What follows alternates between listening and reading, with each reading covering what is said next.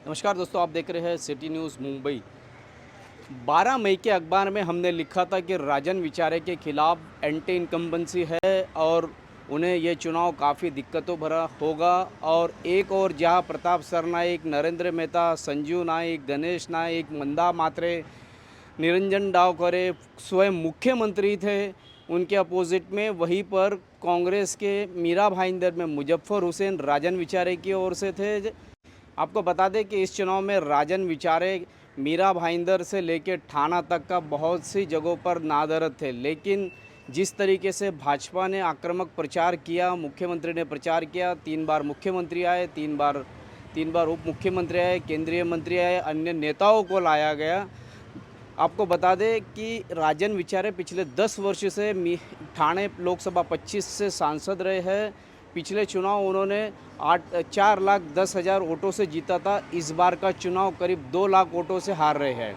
आपको बता दें, नवी मुंबई से लेके मीरा भाईंदर तक का सारे नेताओं ने दावा किया था कि वो उनको लीड देंगे।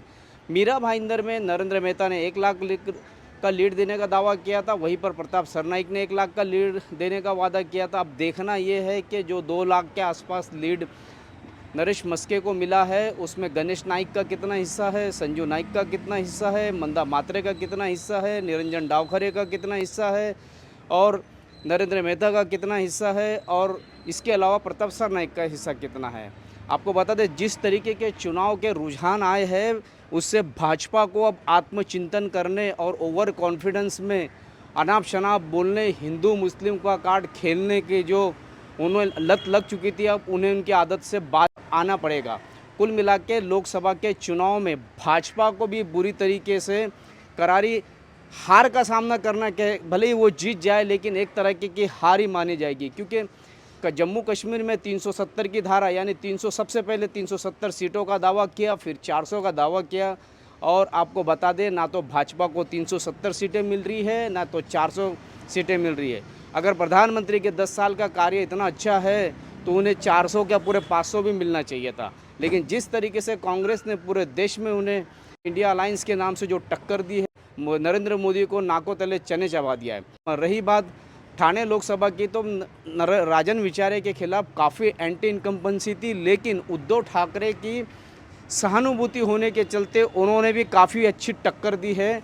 भले ही उनका वोटों से हारने का मार्जिन 2 लाख रहा हो, लेकिन उन्होंने काफ़ी कड़ी टक्कर दी है। आपको बता दें कि राजन विचारे मीरा भाईंदर में अक्सर 4-4, 6-6 महीने मीडिया से भी नहीं मिलते थे, और अगर कहीं आते थे तो उतनी आते थे, बाकी उनका कहीं दर्शन होना दुर्लभ हो गया था।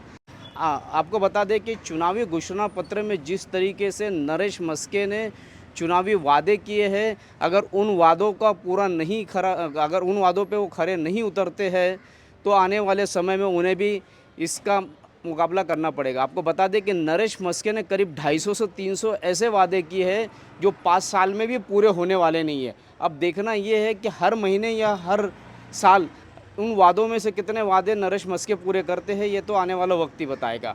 फिलहाल नरेश मस्के सबसे आगे है और राजन विचारे बुरी तरीके से हार रहे हैं, ये तो बात तय है। विचारे के हारने के पीछे उद्धव ठाकरे शिवसेना के यहाँ के पदाधिकारियों का भी महत्वपूर्ण रोल रहा है। आपको बता दें कि प्रभाकर मात्रे हो या लक्ष्मण जंगम हो, जिनके सहारे राजन विचारे अपनी तकदीर आजमा रहे थे, वहीं पर कांग्रेस के पूर्व विधायक मुजफ्फर हुसैन ने जिस तरीके से यहाँ पे उन्हें लीड दिया है, उससे कम से कम उन्हें ये तो फ़ायदा हुआ कि एक अच्छा खासा उन्हें टफ देने के लिए काम में आया है। आपको बता दें, अब पोलिंग बूथ पर शिवसेना उद्धव ठाकरे के एजेंट तक मौजूद नहीं थे, शिवसैनिक पूरी तरह से नादरद थे।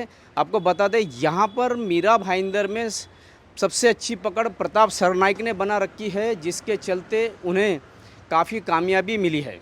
अब देखना यह है कि मीरा भाईंदर की शिवसेना, जो कि प्रभाकर मात्रे और लक्ष्मण जंगम के द्वारा चलाई जा रही है, उसमें कितना फेरबदल अब उद्धव ठाकरे करते हैं, या उन्हीं लंगड़े घोड़ों के ऊपर दाव विधानसभा में लगाया जाएगा। इसी तरह की खबरों के लिए मेरे यानी शकील शेख के साथ, एकता पोद्दार के साथ बने रहे, देखते रहे सिटी न्यूज़ मुंबई।